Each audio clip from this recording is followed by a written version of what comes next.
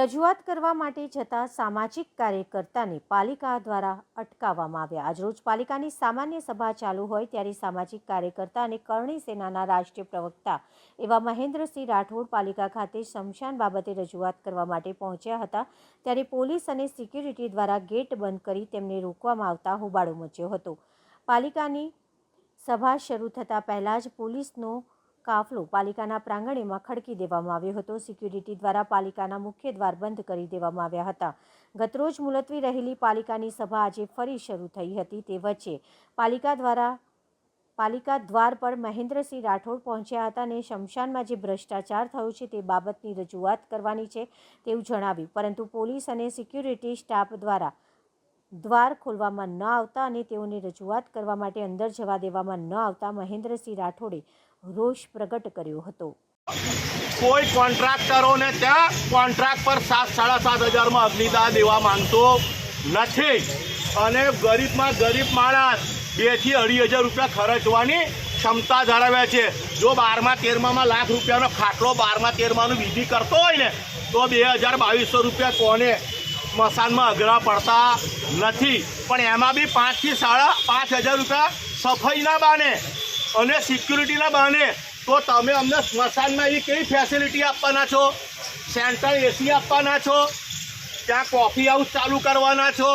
તો સ્મશાનમાં ફુવારા મેળવાના છો તમે ગંગાજળના? તો બીજા 5.5 હજાર રૂપિયા તમે પર ડેડ બોડીએ સાના લેવાના છો? એનો આ લોકો ખુલાસીને જવાબ આપતા નથી। બરાબર છે ને, કેમેરાની સામે ને પોલીસની સામે મારા સ્ટાર ગયા છે, આ વડોદરાના સ્ટાર ગયા છે, કરણી સેનાએ આપેલું મારું બિરુદ ગયું છે। તે છતાં હું ચૂપ બેઠો છું કારણ કે હું મારા માટે લડવા નથી આવ્યો, વડોદરા માટે લડવા આવ્યો છું। અને જો તમારામાં થોડી શરમ હયા હોય અને વડોદરા માટે લાગણી હોય તો મને અંદર જવા દો। હું આતંકવાદી નથી, હું 376નો આરોપી નથી, મેં જિંદગીમાં કોઈની મસ્કરી કરી નથી, મેં બુટલેગર નથી, મેં પાકીટમાર નથી, હું ધડ પાડું નથી, મારી પર અત્યાર સુધી 151 પણ લાગી નથી, હું સજ્જન માણસ છું, મને જવા દો।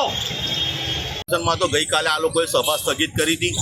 આના પહેલાં ડીસામાં કંઈ અગ્નિકાંડ થયો હતો તો બહેનનું હૃદય ભરાઈ આવ્યું હતું, બહેન બહુ રડ્યા હતા, 1 મહિનો માટે સભા સ્થગિત કરી નાખી હતી। પછી કે કોંગ્રેસના લોકો ધમાલ કરે છે, આવી રીતે સ્કૂલમાં બી પ્રિન્સિપાલ બંધ નથી કરતા સ્કૂલ, એવી રીતે આ બોડી બમણીનું ખેતર હોય એ રીતે આ લોકો શાસન ચલાવે છે। વડોદરાના પ્રાણ પ્રશ્નો ખૂબ જ બાકી છે। આપ જાણો છો કે વડોદરામાં લોકોને 50% થી 70% લોકોને શુદ્ધ પાણી નથી મળતું। વડોદરાના લોકો કરોડો રૂપિયામાં વેરો ચૂકવતા પણ આજે રોડ રસ્તા બરાબર નથી, વડોદરાની ગટર વ્યવસ્થા બરાબર નથી। હવે વડોદરા ગંદકીની અંદર મોખરે જતું રહ્યું છે, સ્વચ્છતાની તો વાત જ નથી કરતા। તો આ બધા પ્રાણ પ્રશ્નો લઈને 116 કરોડ રૂપિયાની ગાય ખાઈ ગઈ, એ ઓડિટમાં હિસાબ જ નથી હાલતા અને વડોદરાના ઘણા બધા એવા પ્રાણ પ્રશ્નો છે। આજે ભારતમાં પ્રથમ વખત તમારા ને મારા સ્વજનો સ્મશાનમાં 7.5 હજાર રૂપિયાના ખર્ચે, તમારા ને મારા વેરાના ખર્ચે આ લોકો, એમાં બી કરોડો રૂપિયાનું દર મહિનાનું કૌભાંડ આ લોકોનું બહાર આવ્યું છે। એ સ્પષ્ટીકરણ લેવા આવ્યા હતા કારણ કે વિરોધ પક્ષના 8 કોર્પોરેટરોએ અને 1 સસ્પેન્ડ થયેલા કોર્પોરેટરોએ સ્પષ્ટ કીધું છે સ્મશાન કોન્ટ્રાક્ટની પદણ પણ અમે એ લોકો સાથે નથી, વિરોધ કરીએ છીએ। તો બાકીના 68 કોર્પોરેટરો પાસે અમે સ્પષ્ટીકરણ માંગવા આવ્યા છે કે તમે સ્મશાનની દલાલીમાં ભાગીદાર છો કે નહીં।